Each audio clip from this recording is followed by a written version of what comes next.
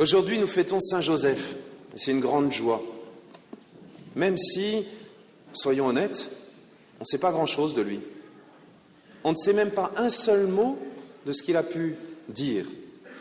Et Saint Joseph, de Saint Joseph, on ne connaît que ce qu'il a fait.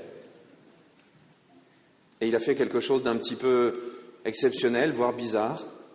Il a accepté de prendre chez lui Marie pour qu'elle soit son épouse, même si Jésus est resté simplement le seul fils de Marie, le fils unique, et qu'il n'a pas eu de descendance avec elle.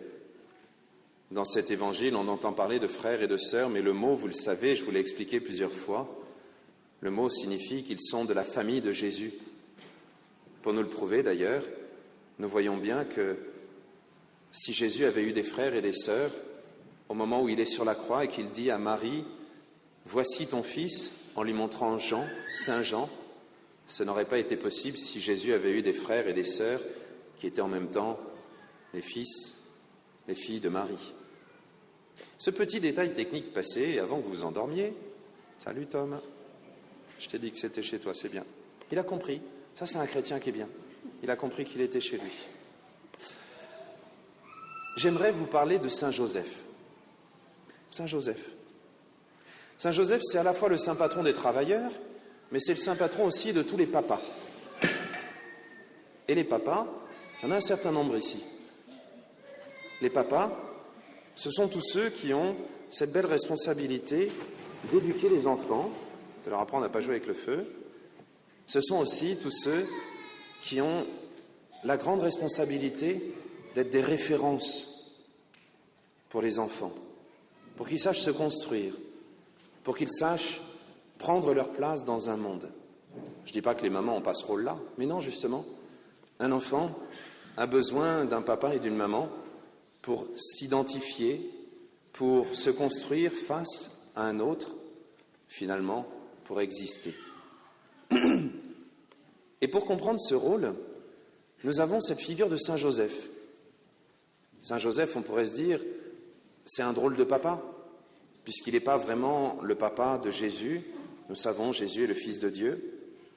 Et pourtant, il a un rôle qui est très très important, puisqu'il est celui qui a donné une existence légale à Jésus, mais plus que cela, il est celui à qui Jésus pensait lorsqu'il a enseigné à tous ses apôtres et à tous les chrétiens à appeler Dieu notre Père. Aujourd'hui, j'aimerais vous révéler quelque chose que j'ai appris il y a peu de temps. Vous voyez, on en apprend tous les jours. J'ai appris que le nom de Joseph signifiait « Dieu ajoute » ou « Dieu ajoutera ». Et c'est vrai que c'est quelque chose de fantastique de se dire que Joseph avait prévu de prendre chez lui Marie. Il pensait lui donner un foyer et Dieu a ajouté des choses fantastiques. Salut Tom. Dieu a ajouté des choses fantastiques et il a donné à Joseph d'être le père nourricier de Dieu. Ici aujourd'hui, nous avons de la chance parce qu'il y a beaucoup d'agriculteurs et ils sont comme naturellement sensibles à ce mystère de Dieu qui ajoute. Parce que on a beau faire un travail incroyable, labourer, herser, semer, traiter, revenir, surveiller encore, retraiter. On sait tous que si Dieu n'avait pas créé ce petit mystère du simple grain de blé, de la petite graine de lin, si Dieu ne donnait pas à notre terre ce soleil et cette eau, si Dieu ne donnait pas tout cet équilibre mystérieux qui, sous nos pieds, se fait comme une alchimie, eh bien, on ne pourrait rien faire. Et tout ce que nous faisons, même si c'est un travail énorme, il suffit de regarder les monstres d'acier que vous allez pouvoir admirer tout à l'heure, eh bien, ça reste un tout petit truc par rapport à ce que Dieu ajoute après.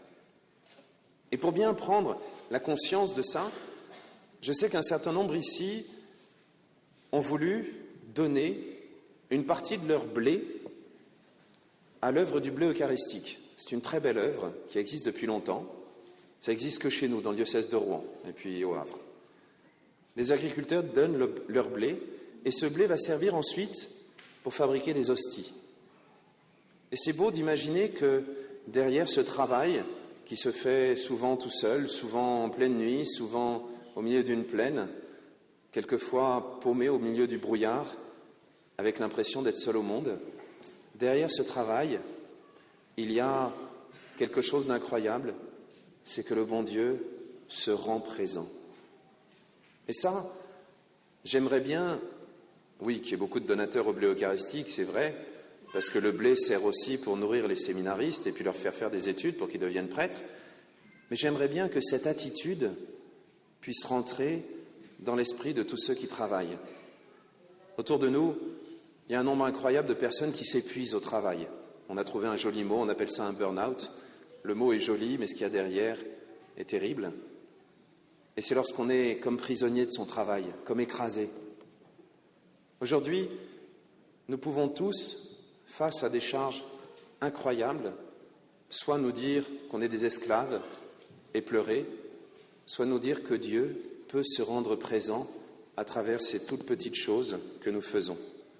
Alors demandons-lui, comme on va lui demander de bénir ses chauffeurs de tracteurs et ensuite ses tracteurs, demandons-lui d'être présent là, maintenant, et d'être présent à chaque instant de notre travail pour vraiment faire l'œuvre de Dieu, vraiment avoir Dieu à nos côtés dans chaque effort et voir Dieu couronner chacun de nos petits succès.